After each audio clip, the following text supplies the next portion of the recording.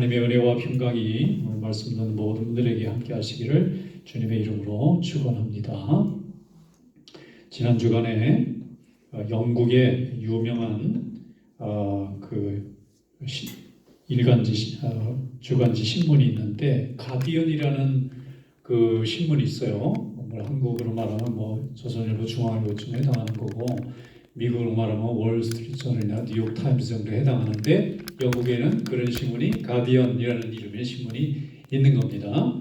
그런데 이 신문이 뭐라고 얘기했느냐면, 한국 국민들이 이번에 계엄 공포를 탄핵 인용으로 잘 해결했다. 그래서 대한민국의 민주주의는 앞으로 굉장한 발전이 이루어질 걸로 보인다. 이렇게 이제 썼어요. 그러니까 칭찬한 거죠. 그리고 이번에 대통령 탄핵을 인용하면서 그 헌법재판관 8분이 이제 전부 다 같은 의견으로 쭉 선고문을 이렇게 쭉 읽으시더라고요. 한 20분 동안. 근데 제가 그 중에 이렇게 딱 이게 마음에 이렇게 와닿는 대목이 있어요. 그게 뭐냐면, 대통령은 나를 지지하고 내 편을 들어주는 사람만의 대통령이 아니라는 거예요. 나를 반대하고 사사건건 반대하는 사람도 그 사람들을 위한 대통령이라는 거예요. 그러니까 반대하는 사람이나 지지하는 사람이나 모든 사람의 대통령이 바로 국군 통수권자고 또 모든 백성의 가장 최고 행정 책임자다. 그런데 이것을 잘하지 못했다 이 얘기예요. 그러니까 자기하고 반대하는 사람을 무력으로 배제하려고 하는 것이 이미 자격이 없다 이 얘기입니다. 그러니까 다른 것보다 그 말이 가장 중요한 그런 이제 마음으로 이렇게 와닿는 거예요. 그래서 우리가 하나님의 말씀을 기억해 보면 하나님의 말씀 안에도 항상 포용하고 그 다음에 또 함께 공존하고 또 조정해보고 이렇게 해야 되잖아요. 그래서 이 대통령에게 준 이 군대를 동원하고 경찰을 움직일 수 있는 이 무력을 갖고 있잖아요. 이걸 가지고 국민을 통합하고 설득하는 일에 써야 된다 하는 중요한 교훈을 던져줬다는 면에서 한국은 앞으로 상당히 발전할 가능성이 있고, 지금 미국에서도 난리예요. 야, 한국 대단하다. 미국도 못하는 걸 하네. 그래서 어떤 분들은 그 헌법재판관 좀 하루만 좀 빌려달라고 미국에 이런 분들도 있고, 농담 삼아 하는 얘기겠지만 그만큼 이제 부러운 대목이죠. 이 미개한 나라들 있잖아요. 동남아시아, 아프리카에 이런 대화 과정이 없잖아요. 무력으로 막 진압해서 피가 흐르고 난리가 나고, 그러고 권력이 있으면 그것도 오래 갑니까? 또 뒤집어지잖아요. 그런데 사람이 생각이 다르더라도 대화로 타협으로 서로 이렇게 한 번씩 번갈아 가면서 또 이렇게 하면서 함께 공존하는 길을 가지고 나가는 것이 이게 선진국이고, 또 영국이라든지 프랑스라든지 미국이라든지 이런 나라 보면 금방 나라가 결단 날 것 같은데 사람이 피를 안 흘리잖아요. 이거 왜 그러느냐? 이게 상대방의 권리도 존중해 가면서 돌아가면서 서로 이렇게 하다 보니까 이게 선진국이고, 내 뜻에 따르면 다 잡아가지고 나 죽이고 이렇게 하면 이게 후진국이고, 그 차이인 거죠. 큰 차이가 있겠습니까? 그래서 하나님이 우리나라를 이렇게 참 사랑하시고 이렇게 잘 지켜주신다 하는 생각이 들어서 우리가 해외에서도 더 열심히 우리 국을 위해서 기도해야 될 줄로 믿습니다. 자, 오늘 본문 말씀에 보면 예수님에게 칭찬받는 한 여인의 얘기가 나와요. 그 여인이 한 행동도 칭찬을 받지만 그 여인이 가지고 있었던 그 마음을 칭찬을 받아요. 예수님을 위해서 향유옥합을 깨뜨린 이 여인이 예수님에게 굉장한 칭찬을 받고 또 모든 사람들에게 믿음의 귀감이 되는 그런 인정을 주님께로부터 받습니다. 오늘 이런 주님의 칭찬이 오늘 주님의 말씀에 순종한 우리 성도들에게도 함께 할 수 있기를 주님의 이름으로 축원합니다. 자, 마태복음 26장 9절부터 13절 말씀, 오늘 우리에게 주신 하나님 말씀으로 우리가 함께 읽어보도록 하겠습니다. 이것을 비싼 값에 팔아 가난한 자들에게 줄 수 있었겠도다 하거늘 예수께서 아시고 그들에게 이르시되 너희가 어찌하여 이 여자를 괴롭게 하느냐? 그가 내게 좋은 일을 하였느니라. 가난한 자들은 항상 너희와 함께 있거니와 나는 항상 함께 있지 아니하리라. 이 여자가 내 몸에 이 향유를 부은 것은 내 장례를 위하여 함이라. 내가 진실로 너희에게 이르노니 온 천하에 어디서든지 이 복음이 전파되는 곳에서는 이 여자가 행한 일도 말하여 그를 기억하리라 하시니라. 아멘. 자, 예수님이 십자가에 잡혀 돌아가시기 3일 전에 예루살렘에서 상당히 가까운 거울이었던 베단이라는 곳에 예수님이 가셔서 식사를 하게 되었어요. 근데 그 베다니에 그 문둥병으로 있었던 시몬이라는 이름을 가진 사람의 집에 가서 저녁을 하게 되셨는데, 그 많은 사람들이 모였고 제자들도 함께 모여 있었습니다. 그런데 갑자기 한 여인이 나오더니 굉장히 비싼 향유옥합을 깨뜨려서 눈물을 흘리면서 예수님의 머리에 부어드리는 거예요. 다른 복음서에는 그걸 또 예수님의 발까지 씻어드렸다, 자기의 머리칼로 씻어드렸다, 이런 표현까지 나오는 걸 보면은 뭐 한 사건인지 두 사건인지는 정확하게 알 수 없지만 아마 그런 모든 것들이 아마 종합되어 있었던 게 아닌가 싶어요. 한 여인이 예수님 앞에 눈물을 흘리면서 자기가 가지고 있는 그 재산 중에 최고로 비싼 그 향유를 깨뜨려서 예수님의 머리에 붓고 발을 씻어드렸다 하면은 굉장히 대단한 헌신을 한 겁니다. 아마 그 비싼 향유라고 성경에 쓰여 있는 걸 보면은 뭐 집 한 채 가격은 되지 않았을까 싶은 생각이 드는데, 그걸 한 번에 다 깨뜨려 버린 거예요. 이렇게 되니까 옆에 지켜보였던 제자들이 여자들한테 막 화가 나서 책망을 합니다. 이 비싼 걸 여기다 이렇게 허비하면 어떡하느냐, 이걸 가지고 팔아서 얼마나 큰 돈을 받을 텐데, 이걸 팔아서 가난한 사람들한테 나눠주면 얼마나 가난한 사람들이 혜택을 받고 좋을 걸, 이걸 갑자기 깨뜨려 가지고 아무 필요도 없는데 예수님 머리에 붓고 발에 붓고 이게 뭐하는 짓이냐고 막 야단을 치는 거예요. 근데 여인은 아무 말도 하지 않고 눈물을 흘리면서 예수님의 머리에 발라드리고 팔에 발라드립니다. 여러분, 향유를 이스라엘 사람들이 그 전통 가운데 사람 몸에 바디에 향유를 부을 때는 몇 가지 이유가 있을 때 붓습니다. 첫째는 너무 귀한 일에 축복해주고 싶어서 향유를 부어줄 때가 있어요. 그리고 또 하나는 사람이 죽었을 때, 장례를 한 다음에 이제 영을 할 때 마지막으로 이 땅에 왔던 인간의 몸으로 이제 마지막 순간이잖아요. 그 사람의 몸에 향유를 다 이렇게 발라주는, 비싸고 좋은 걸수록 귀한 거 많은 헌신이 들어가는 거죠. 그런데 이 여인은 앞부분이었을지 뒷부분이었을지 어떤 의미인지는 모르지만 자기가 가지고 있는 가장 좋은 향유를 깨뜨려서 예수님의 몸에 부어드린 겁니다. 그러니까 제자들은 이 여인이 잘못됐다고 책망을 하고, 뭐 여인은 막 울고, 그 다음에 예수님은 묵묵히 지켜보다가 너무 여인을 제자들이 책망하니까 말립니다. 네, 너희들이 그만해라. 이 여인은 나한테 정말 좋은 걸 한 거다. 그 제자들이 깜짝 놀라는 거예요. 자기들은 이 비싼 이 향유를 허비한 걸로 생각했는데 이 여인에게 예수님에게 가장 좋은 걸 했다는 거예요. 아주 좋은 걸, 뷰티풀한 걸 줬다는 겁니다. 그래서 이게 무슨 일인가 생각하면서 제자들이 고민하는 거예요. 예수님이 갑자기 왜 이렇게 얘기하시지? 그렇게 이제 고민하고 있는데 예수님이 이 여인이 나의 장례를 준비했다는 거예요. 놀라운 일입니다. 실제로 예수님이 베다니에 와서 식사하는 그 순간에 예수님을 잡아 죽이려고 하는 대적들은 모든 준비를 마치고 있었어요. 예수님을 어느 날 갑자기 체포해가지고 끌고 가서 재판도 하는 둥 마는 둥 금방 이렇게 처형을 해가지고 십자가에 달려 죽이겠다고 하는 계획이 다 잡혀 있는 거예요. 누가 모르냐면 제자들만 모르는 거예요. 그런데 이 여인이 그거를 느꼈다는 겁니다. 왜냐하면 사람들이 하는 얘기를 다 들었을 거 아니에요. 제자들에게는 아무도 얘기를 안 해줬을 겁니다. 그런데 그 제자 중에 한 명은 이미 알고 있죠. 가룟 유다는 이미 알고 있어요. 나머지 11명만 전혀 모르고 있는 거지. 세상 모든 사람들이 예수님이 곧 이틀 후에는 무슨 방법인지는 모르지만 저 권력자들이 예수님을 붙잡아서 금방 처형시킬 거라는 걸 다 알고 있는 거예요. 그런데 이 여인이 사람들의 얘기를 들으면서 자기가 사랑하고 이렇게 기뻐하는 예수님이 이제 살 시간이 얼마 남지 않았다는 것을 감각적으로 느낀 겁니다. 그렇다고 여인의 힘으로 그걸 막을 수는 없고 너무나 슬픈 거예요.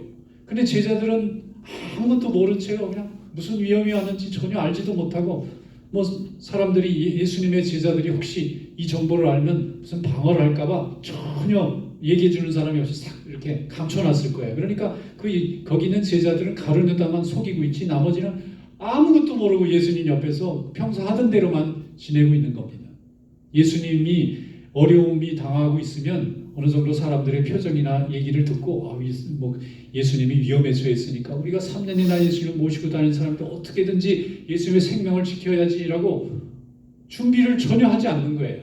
왜냐하면 지난 3년 동안 예수님을 자기들이 볼 때는 너무 전능하신 분이에요. 5천 명을 먹입니다. 죽은 사람도 살려요. 대적자들은 모두 다 물리칩니다. 온 백성들이 지지하고 신임을 해요.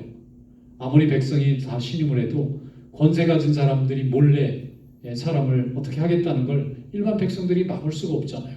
그런데 이 제자들은 너무 안일하게 예수님이 그동안 무리도 걸었던 능력의 하나님의 아들이니까 아무리 예수님을 잡으러 와도 아무도 이분을 잡아갈 사람이 없을 거라고 생각을 하고 또 예수님에게 항상 칭찬만 받고 예수님에게 축복만 받았지 자기들이 예수님을 지켜보려고 아무것도 노력해 본 적이 없는 겁니다. 몸에 배어 있는 거예요. 예수님에게 받기만 하는 거예요. 받기만. 예수님이 보호해 주시고 예수님이 먹여 주시고 예수님이 채워 주시고 예수님이 인도해 주시면 가는 대로 목자가 가면 양떼가 따라가는 것처럼 양이 목자를 어떻게 지켜줍니까? 목자가 양을 지켜줘야지. 그런 마음으로 예수님의 옆에서 예수님과 동행만 했지 예수님을 스스로 어떻게 보호를 하고 어떻게 지켜볼까 노력을 해본 적이 없어요. 물론 가끔 베드로가 모든 사람이 다 주를 버릴지라도 나는 주님을 버리지 않겠습니다 하고 장담은 합니다. 말은 해요. 근데 그 말을 지킬 만한 능력과 준비가 전혀 안 돼 있는 거예요. 말만 하고 있는 거지. 그러니까 제자들이 그 여인이 예수님 앞에서 눈물을 흘리면서 옥합을 깨뜨려서 머리에 부을 때 저 사람이 저렇게 저 비싼 걸 가지고 세상에 여기 아무 필요도 없는 일에 이렇게 허비하느냐고 야단만 치고 있지 예수님에게 점점 닥쳐오고 있는 죽음의 그림자를 전혀 못 느끼고 있는 거예요. 그러니까 오히려 이 여인은 지금 철이 들어서 예수님을 지켜드릴 수는 없고 예수님을 위해서 울어드리는 것밖에 할 수 있는 게 없는 거예요. 그러니까 우는 거예요.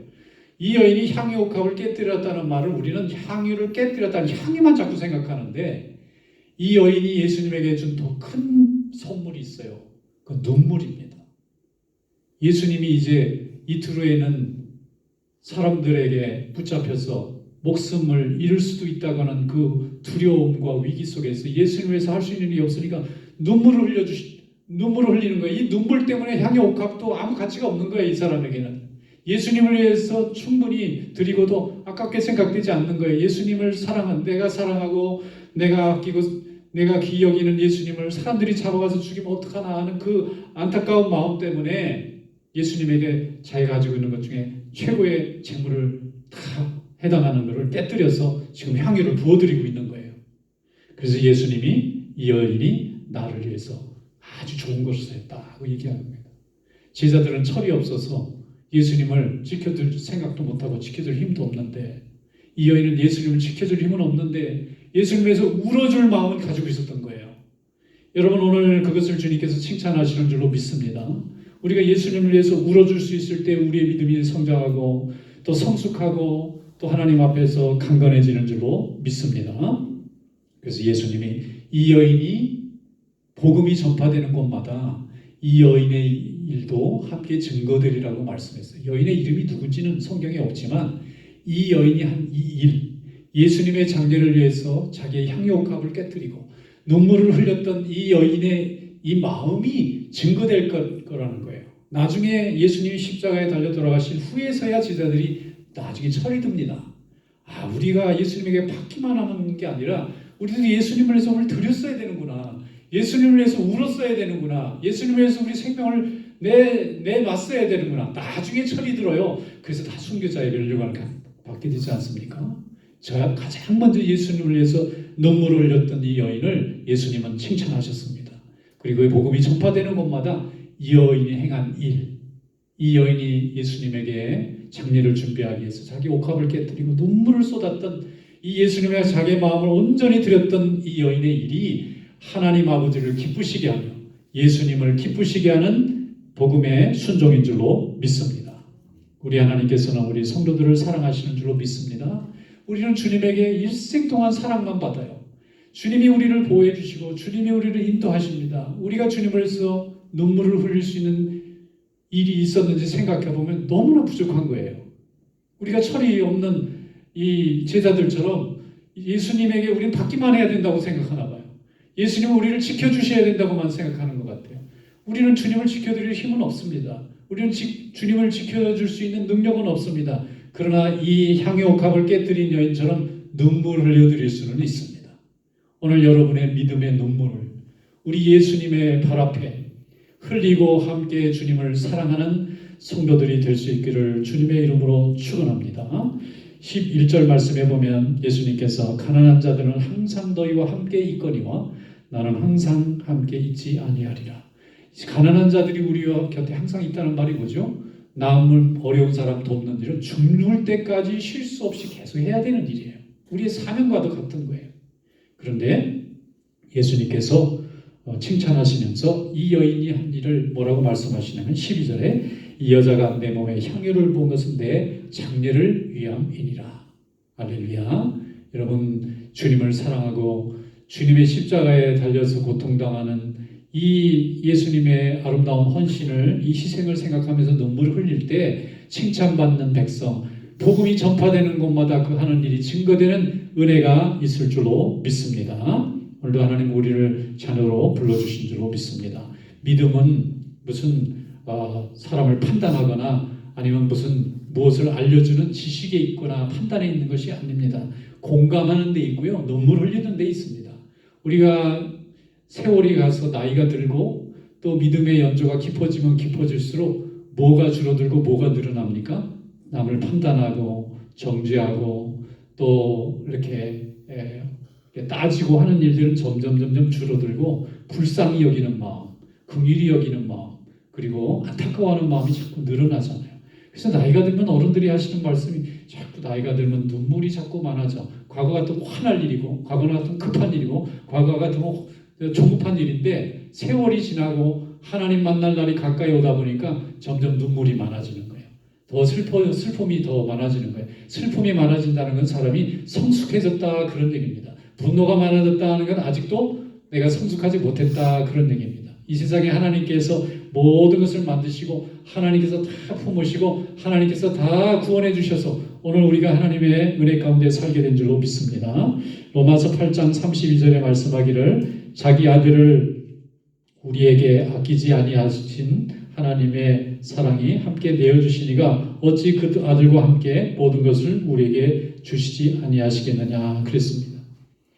주님은 우리가 무슨 큰 희생이나 헌신을 우리에게서 원하시는 게 아닙니다. 주님을 위해서 우리가 함께 눈물을 흘리고 주님의 남은 고난에 동참하고 주님이 흘리신 그 눈물이 나의 눈물이 되는 이 은혜, 이 작은 마음에서 하나님의 축복과 은혜가 넘치게 될 줄로 믿습니다. 어떤 집사님이 한 분 계셨는데 굉장히 봉사도 많이 하고 헌신도 많이 하고 정말 유능하신 분이에요. 근데 이분이 하시는 말씀이 뭔가 그러면 하나님 앞에 우리가 은혜를 받고 수고를 많이 했는데 예수님이 나를 위해서 피 흘리시고 나를 위해서 고통당하셨다는 것을 깨닫고 눈물을 흘려보기 전까지는 내가 정말 믿음이 얼마나 부족한 사람이었는지를 자기가 깨닫지 못했다고 그렇게 간증을 하시더라고요. 여러분, 예수님을 위해서 오늘도 나를 위해서 희생당하신 예수님을 위해 눈물을 흘리고 또 하나님 앞에 감사하는 우리 성도들이 될 수 있기를 축원합니다. 요한복음 11장 34절로 35절에 이르시되 그를 어디 두었느냐 이르되 주여 와서 보옵소서 하니 예수께서 눈물을 흘리시더라. 우리 예수님이 우리를 위해서 흘리시고 또 불쌍한 고통당하는 자를 흘려주셨던 그 눈물처럼 우리를 위하여 십자가를 흘리신 예수 그리스도를 위해서 눈물을 함께 흘리고 주님과 동행하고 축복의 삶을 누리는 우리 성도들이 되시기를 주님의 이름으로 축원합니다. 기도하겠습니다.